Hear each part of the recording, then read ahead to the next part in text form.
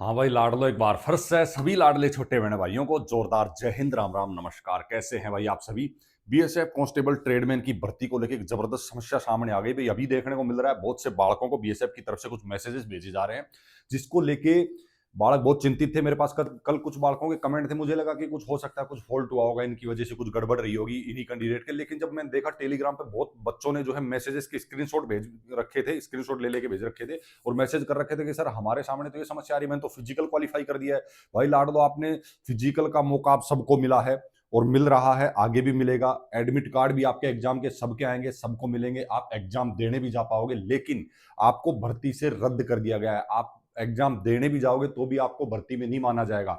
आपकी कॉपियां चेक होंगी या नहीं होंगी, आपको फाइनल मेरिट में लिया ही नहीं जाएगा। आप भर्ती से डिसमिस हो। बहुत से बालक हुए हैं, एक दो बालक नहीं, बहुत ज्यादा बालक डिसमिस हो गए इस भर्ती से भाई। ठीक है, कहानी क्या है इसकी, देखो सिलेक्शन प्रोसेस सभी को पता है। पहले भाई फिजिकल है, ठीक है, फिजिकल के बाद में आपका एग्जाम होगा, मेडिकल होगा, ट्रेड टेस्ट, या फिर आपके डॉक्यूमेंट चेक होंगे, है ना।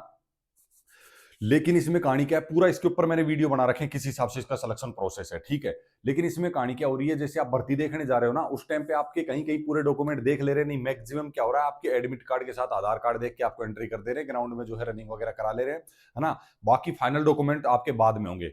ठीक है, उसमें बालक निकलेंगे। अब मैं आप लोगों को बोल रहा था, काफी बालक बोलते थे सर आप इतनी कम मेरिट बताते हो, इसकी इतनी कम मेरिट कैसे जाती है। देखो ऐसे जाती है। अभी बहुत बालक रिजेक्ट हो चुके हैं प्रेजेंट टाइम में, जिनका फिजिकल हो चुका है फिर भी वो रिजेक्ट हो चुके हैं। ठीक है, उसके अलावा डॉक्यूमेंट में बालक छटते हैं, ठीक है, मेडिकल में बालक छटते हैं, इतने ही बालक बचते हैं इसमें, इसलिए इसकी मेरिट जो है कम जाती है। तो सबसे पहले फिजिकल आप लोग दे चुके हैं, ठीक है, एडमिट कार्ड आप सबका आएगा एग्जाम का। लेकिन उसमें ये मैसेज जो है, एक बच्चे ने कमेंट किया था, मैंने स्क्रीनशॉट लेके रखा था इसका, ठीक है। लेकिन बाद में मैंने टेलीग्राम पे देखा तो यही सब चीजें जो उनको मैसेज आ रखा है। देखो बीएसएफ की तरफ से बालकों को मैसेज आया है, dear candidate, after reviewing your application form for the border security force constable tradesman 24-25, we regret to inform you that there are no vacancy published by BSF for the state you have applied from. As a result, your application does not meet the eligible criteria for this examination. We kindly request you refrain from visiting the examination center, as your candidature will not be considered for this recruitment regard BSF। ये क्या कहना चाह रहे हैं भाई, इनका मतलब ये है कि जिस आपने बीएसएफ कांस्टेबल ट्रेडमैन के अंदर जिस ट्रेड के लिए आपने अप्लाई किया है, आपके स्टेट में या फिर जिस भी वैकेंसी से आप अप्लाई कर रहे हो उसकी वैकेंसी ही नहीं है। ठीक है, जब वैकेंसी नहीं तो आप उस भर्ती के सिलेक्शन प्रोसेस के लिए आप उस क्राइटेरिया में आते ही नहीं है। ठीक है, तो आप उस भर्ती से आउट है भाई। आपको सजेस्ट किया जाता है, बीएसएफ बता रही है मैसेज करके कि आपको सजेस्ट किया जाता है कि आप एग्जाम सेंटर पे एग्जाम देने ना जाएं। अगर आप जाते भी हैं तो आपको जो है आउट किया जाएगा, आपको उस भर्ती में नहीं रखा, आप मानना ही नहीं जाएगा कि आपको कि आप इस भर्ती के अंदर हैं भी। ठीक है, आप क्लियर तरीके से उस भर्ती की दौड़ से आउट हो चुके हैं, क्योंकि आपने फॉर्म ही गलत फिल कर दिया।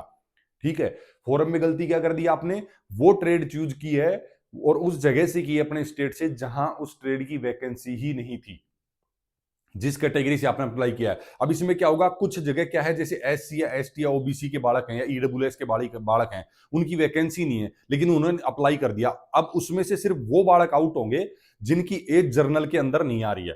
लेकिन जिस मान लो जर्नल की वैकेंसी है, अब जिस स्टेट से आपने अप्लाई कर दिया फॉर्म, अब उस स्टेट में अगर जर्नल की वैकेंसी है और आप चाहे किसी भी कैटेगरी से हो, एससी एसटी ओबीसी से हो, आप जर्नल की वैकेंसी के लिए फाइट कर सकते हैं। लेकिन तभी कर सकते हैं जब आप जर्नल वालों के एज क्राइटेरिया में आएंगे। ठीक है, अगर आपने ओबीसी से या एससी एसटी या ईडब्ल्यूएस से एज रिलैक्सेशन ले रखा है, ठीक है, एज रिलैक्सेशन ले रखा है, तो फिर आप जर्नल की सीट में घुस नहीं सकते, क्योंकि आप उनसे तो ओवर एज हो चुके हैं, तो फिर आप भी बाहर हो जाएंगे। लेकिन जो बालक जर्नल की एज में आ रहे हैं, जर्नल के अकॉर्डिंग उनकी हाइट वगैरह सब कुछ फिट बैठ रहा है, तो वो बालक जर्नल में डाल दिए जाएंगे, वो भी तब जब जर्नल के अंदर वैकेंसी होगी। अदरवाइज आप डिसमिस हैं इस भर्ती से। और बहुत से बालकों के लिए दुख की खबर है लाडलो, मैंने जब फॉर्म भरे गए थे उसी टाइम बताया था मैंने, टेलीग्राम पे भी आप जाके देखेंगे, व्हाट्सएप पे भी आप जाके देखेंगे, तो मैंने उसका पीडीएफ भी दे दी थी आपको, भर्ती के ऑफिशियल नोटिफिकेशन की और स्टेट वाइज वैकेंसी की। तो आपको पहले ये चीज फॉर्म भरने से पहले देखनी थी। मेरे पास काफी बालकों ने कमेंट भी किया था, सर मेरा स्टेट ये है, यहाँ पे इसकी वैकेंसी नहीं है, तो भाई मत भरना। जिन बालकों ने माना था उनको फायदा हुआ है, जो बालक मेरे साथ नए जुड़े अभी अभी, तो भाई वो नहीं देख पाए थे, तो उनके लिए तो लाडलो अगली भर्ती का वेट करना ही एक सही ऑप्शन है। बाकी इस भर्ती से तो लाडलो आपको आउट कर दिया गया है। ठीक है, बाकी यही डाउट थे अभी बीएसएफ को लेके, अभी आ रहे थे आपके। बाकी बहुत से बालकों के फिजिकल हो चुके हैं, बहुत बालकों के थोड़ी सर्दी कम होने के बाद होगी तो उनको थोड़ा ज्यादा फायदा मिल जाएगा। बाकी अपने एग्जाम की तैयारी खींच के रखो लाडलो, जो भी अपडेट होगा आपको टाइम से मिलता रहेगा। इस वीडियो को रोकते यहीं पे, फिर से जबरदस्त वीडियो में जबरदस्त जानकारी साथ, तब तक के लिए सभी लाडलों को जोरदार जय हिंद, राम राम, नमस्कार।